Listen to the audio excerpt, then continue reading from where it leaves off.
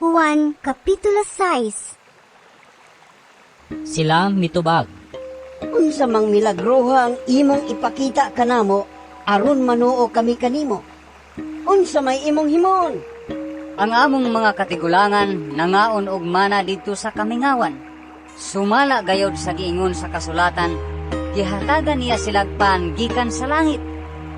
Si Jesus miingon, Sultihan ko kamo. Dili si Moises ang naghatag kaninyo og paan gikan sa langit.